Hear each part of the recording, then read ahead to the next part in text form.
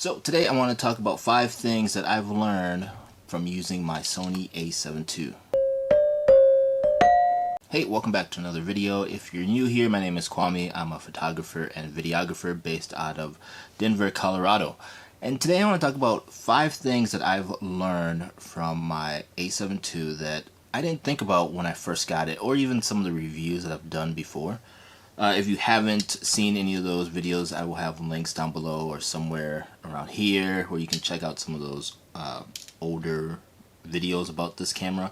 I will say in 2020 this is a camera that I would definitely get, and I still think it is the best entry-level full-frame camera to get into. So let's talk about the 5 things that I've learned.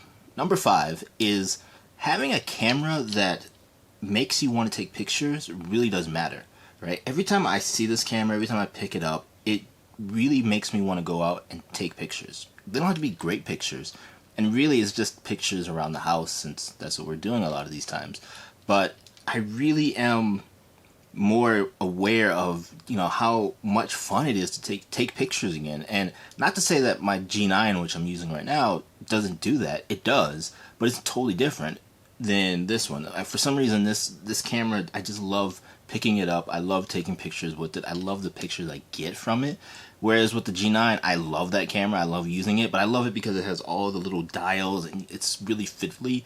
And part of me really likes that, and another part of me loves the simplicity of the A7 II here.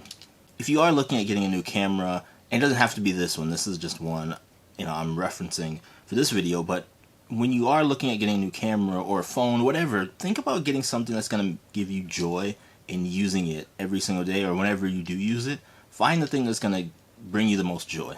Number 4, age doesn't matter. So this camera is 6 years old.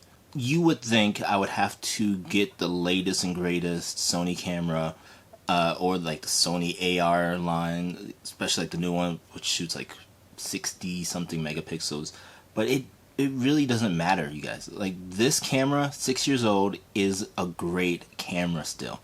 Yes, it can't do all the latest and greatest. It doesn't have 4K, doesn't have HDR, whatever. Like, it has in-body image stabilization, it has face detect, it has eye detect if you press the center button back here. That's amazing for a camera that came out 6 years ago. So at this point, I would say find a camera, and again, these are cheaper cameras now than the newer ones. And of course, they can't do everything the newer cameras can do, but you can still do a lot. And at the end of the day, you guys, it's about the images and the videos, if you're into that. Like, it's about what you're creating, not what you're creating it with. These are just tools, right? And even if it's an older tool, like look at woodworking. Woodworking, you can have tools that are hundreds of years old. As long as they still work, that's all that matters. The great part about these older cameras is that you can find them used. So if you find a camera that is well taken care of, you can get it much cheaper than buying it new. The third thing that I've learned from this camera is that not all autofocus systems are equal. This camera is 6 years old, and I think it outperforms my Panasonic G9 focusing not way better, but it does outperform it. There are many times where I'm out with my Panasonic camera taking pictures, and for whatever reason, it will not focus. It drives me absolutely nuts. I have to zoom all the way out or zoom all the way in, and it's not the lens, because I can throw that lens on a different camera. It works perfectly fine. However, the A7 II is very reliable, and I love that, I have so much confidence that it's going to nail focus for me. I haven't had a problem with it not doing it so far.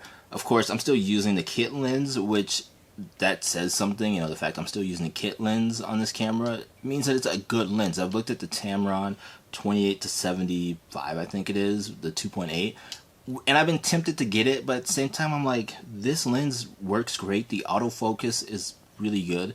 The only thing I need is something with a little bit more reach. Don't worry about autofocus in these older cameras or nailing focus. Like, you will be fine, especially like in the Sony line. The fact that this camera still has pretty good autofocus 6 years later lets you know, like, Sony has really invested in their autofocus and making sure it's top of the line.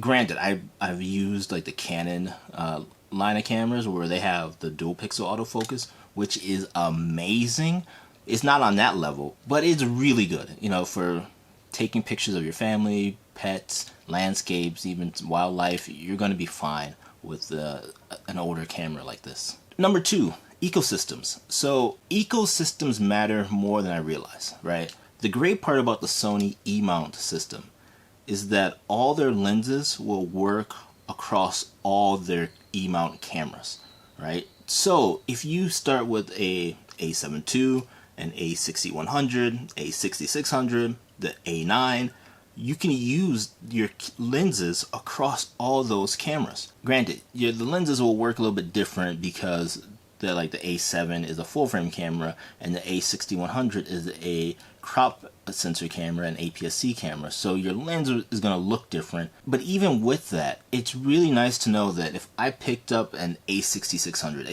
A6400 and a couple of full frame lenses, I could use those lenses on this camera and on that camera, and they're interchangeable. Like, I don't have to worry about, oh, I have, like right now with my Panasonic lenses, they, you know, obviously they won't work on this camera and this lens won't work on those cameras. So I'm always having to take, you know, multiple lenses for different bodies.